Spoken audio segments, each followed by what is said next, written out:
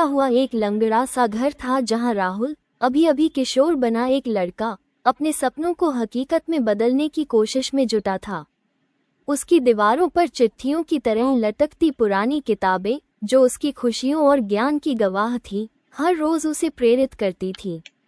हर सुबह जब सूरज की पहली किरणें गांव पर पड़ती थी, वह नई ऊर्जा के साथ अपने दिन की शुरुआत करता था। राहुल अपनी पढ़ाई के लिए चाय के ढाबे पर काम करता था, जहां चाय की खुशबू से लेकर दोस्तों की बातें उसके दिन का हिस्सा बन गई थी। वो काम करते हुए भी किताबें पढ़ने के लिए जैसे हमेशा तत्पर रहता था, और उसके दोस्तों के सवालों का मुंहतोड़ जवाब उनकी हंसी में छिपा होता था। आज मेहनत करूंगा, तभी कल अच्छा बनेगा। उसकी यह बात उसके दोस्तों को चौंकाने वाली लगती थी। राहुल की मेहनत धीरे धीरे रंग लाने लगी। कड़ी मेहनत से उसने अपनी कक्षाओं में उत्कृष्टता हासिल की, लेकिन किताबों के लिए न पैसे थे, न कोई मदद। फिर भी अस्पष्ट ख्वाबों में वो उन किताबों को देखता था जो उसके भविष्य का रास्ता दिखाएंगी। एक दिन उसकी मेहनत की परीक्षा हुई जब उसे एक प्रतिस्पर्धा में भाग लेने का मौका मिला। कड़ी तैयारी और आत्मविश्वास से भरा राहुल उस मंच पर खड़ा था जहां उसके सपने और उसकी असली ताकत की परीक्षा होनी थी।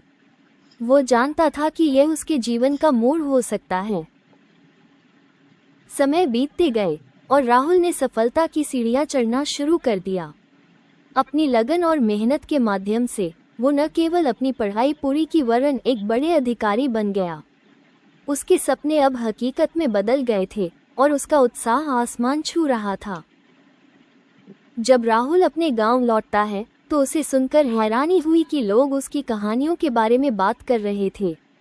पुराने दोस्त जो उसे कभी कमजोर समझते थे, अब उसकी उपलब्धियों से प्रेरणा लेते हुए उसकी तारीफ कर रहे थे। यह एक पूरा चक्र था जिसने उसकी मेहनत की सफलता को मान्यता दी। गांव में सबको शिक्षित करने के उद्देश्य से राहुल ने एक पाठशाला स्थापित की। उसकी सिखाई हुई बातें और अनुभव बच्चों को प्रेरित करते थे कि कड़ी मेहनत कभी व्यर्थ नहीं जाती।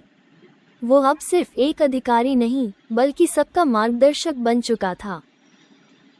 राहुल अपने गांव में एक नायक बन चुका था, लेकिन वह जानता था कि असली सफलता लोगों में बदलाव लाने में है। उसने सिखाया कि मेहनत और धैर्य से हर कोई अपनी किस्मत बदल सकता है। कहानी यहाँ खत्म नहीं होती, बल्कि हर नए दिन के साथ एक नई शुरुआत होती है।